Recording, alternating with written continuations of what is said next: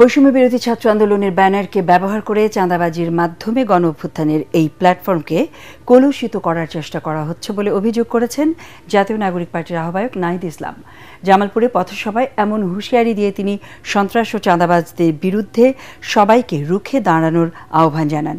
পথসভায় যোগ দেওয়ার আগে শহরের গুরুত্বপূর্ণ সড়কে ছাত্র জনতাকে নিয়ে পদযাত্রা করেন নাহিদ ইসলাম সহ এনসিপির শীর্ষ নেতারা। এর আগে জুলাই অভ্যুত্থানে শহীদ পরিবারের সাথে দেখা করেন এনসিপি নেতারা।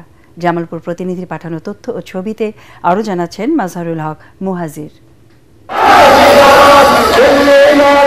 দেশ গড়তে জুলাই পদযাত্রা কার্যক্রমের অংশ হিসেবে অভ্যুত্থান পরবর্তী রাজনৈতিক দল জাতীয় নাগরিক পার্টি এনসিপি এখন চষে বেড়াচ্ছে ময়মনসিংহ বিভাগ। ২৮তম দিনে দলটির পদযাত্রা জামালপুর। জামালপুরের অলি গলি ঘুরে দলের আহ্বায়ক নাহিদ ইসলাম সহ বাকিরা সাক্ষাৎ করেন গেল জুলাইয়ে শহীদ হওয়া পরিবারদের সঙ্গে, কথা বলেন, জানতে চেষ্টা করেন তাদের চাওয়া পাওয়া। বেশ কয়েকটি মাদ্রাসাতেও যান এনসিপির নেতারা। অভ্যুত্থানে শহীদি তামান্না নিয়ে রাজপথে থাকা মাদ্রাসার শিক্ষার্থীদের অবদানের কথা স্মরণ করে এনসিপি। বিগত ১৫-১৬ বছরই আলেম সমাজ নির্যাতিত হয়েছে। আমরা শাপলা হত্যাকাণ্ড দেখেছি, মোদী বিরোধী আন্দোলনের সময় দেখেছি, মাদ্রাসা স্টুডেন্টের উপর বারবার নির্যাতন নেমে এসেছে, বিভিন্ন মাদ্রাসা বন্ধ করে দেওয়ার চেষ্টা করা হয়েছে। আমরা আলেম সমাজ, মাদ্রাসার ছাত্র তাদেরকে নিয়ে কাজ করতে চাই।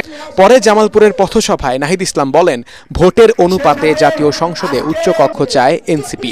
চাঁদা বাঞ্ছিতির বিরুদ্ধেও হুঁশিয়ারি দেন তিনি। আমরা নাকি নির্বাচন বানচালের চেষ্টা করছি, আর এই গণঅভ্যুত্থান না হলে আপনারা নির্বাচনের স্বপ্নই দেখতে পারতেন না।